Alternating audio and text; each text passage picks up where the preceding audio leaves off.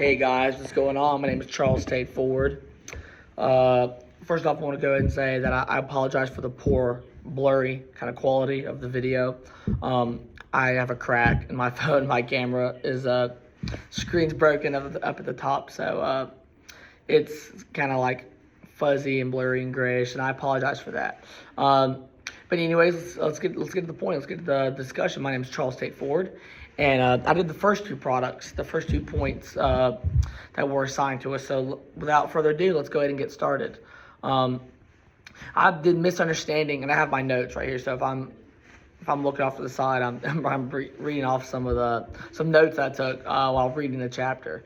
There were chapters, I should say. And the first is misunderstanding faith's relationship to reason. Today, faith and reason are kind of like opposed. Like some people are like, oh, I just have faith. And people are like, oh, I'm a reason. We've all seen the movie Nacho Libre. I don't know if you've seen that movie with Jack Black. It's hilarious.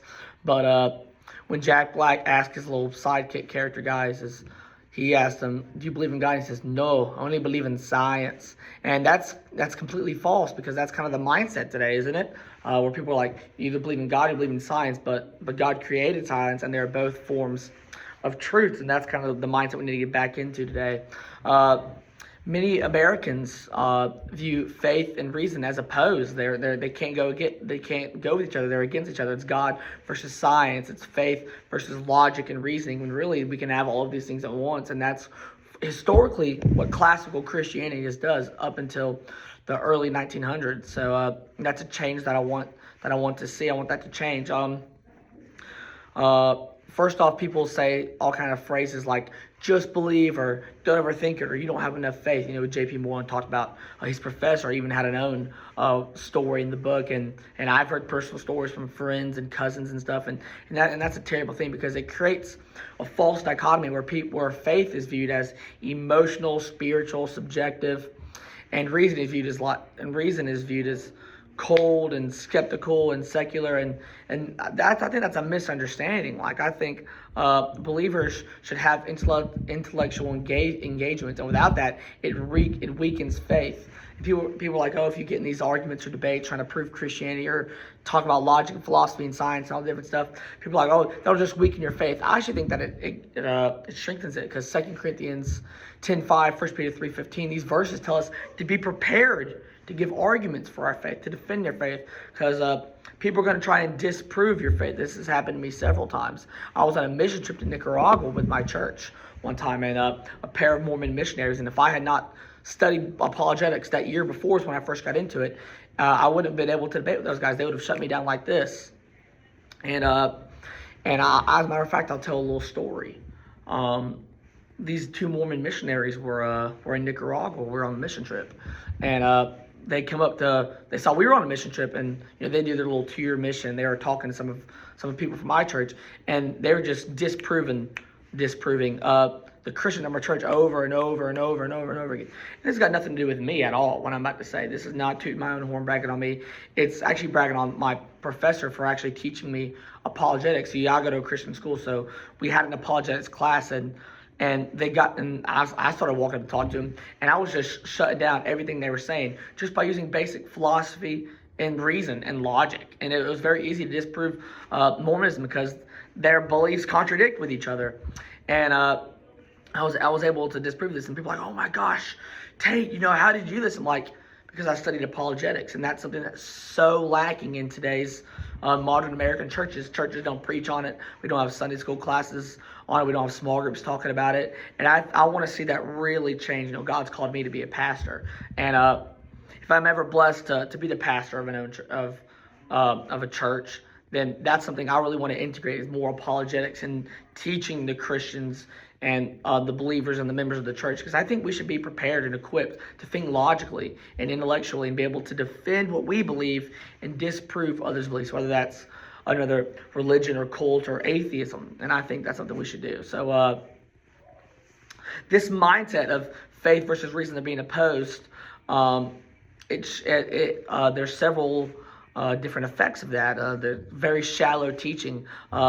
There's kind of, people don't really like to go deep into theology. You know, I went to my old church and people just scratch the surface of what people talk about. We wouldn't hardly get into any deep theological stuff, and I was just itchy.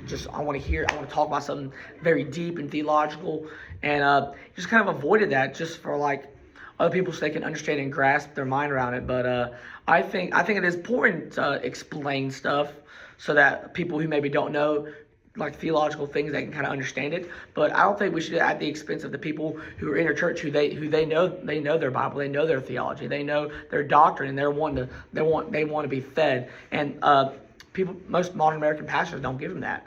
And there's a quote, I don't know how I feel about it. There's a quote that says, "Dumbing stuff down is what keeps people dumber." That's one of our apologetics teachers' famous sayings at our little Christian school. That's something he always says, and there is some truth to that. Dumbing stuff down is what keeps people dumber. And I want to see Christians be very intellectual, like they once were, like they historically have been.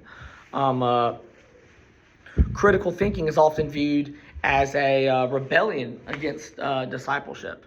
And I think that's completely false. I think growing your intellect, okay, I want to know more about the Bible. I want to know more about doctrine and theology. I want to know more about, okay, how can I use philosophy to be able to defend what I believe? I think that's so important. I think that the intellect, and this is just my personal view, the intellect and our actions, you can't have one without the other. You can know a whole bunch of stuff, but if you don't live like a Christian, what's the point? And you can live like a Christian, be this great guy, but if you don't know anything, then what are you doing? You know, like the title of our book, the Bible says to love God with all your heart, with all your soul, with all your mind, and with all your strength. And a lot of people, they'll like to take one and leave the other. So it's kind of my view on it. So here's some practical steps that I have to fix this issue. It's teaching apologetics and worldview at churches. Not just people like to go out these emotional devotions, or they like to play on your emotions and tickle your ears and tell you what you want to hear. But I think the church should be teaching, okay, what is the Christian worldview? How do we view certain topics? Like, how do we view homosexuality in the world today, in our culture? How do I view abortion? How do I view this and that? Because there's all these hot button topics that, you know, some preachers, they like to avoid. But I think we need to let's dive head in. The Christian worldview is hardly even taught in modern America, even in the modern church. People like to avoid these topics, and I don't think we should. I think we need to create a space in the church for questions and dialogue, and let's wrestle with ideas and discussions theologically and philosophically. Let's talk about some stuff.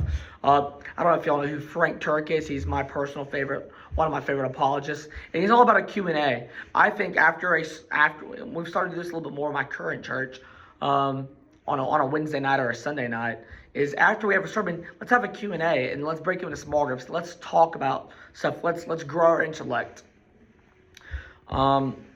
We need to train our leaders and our members of our churches to not be scared of thinking, but let's think, and let's be able to live out and love God with all our mind. Second point is separation of the secular and the sacred. You'll hear a lot of people talk about separation of church and state. This is kind of like that.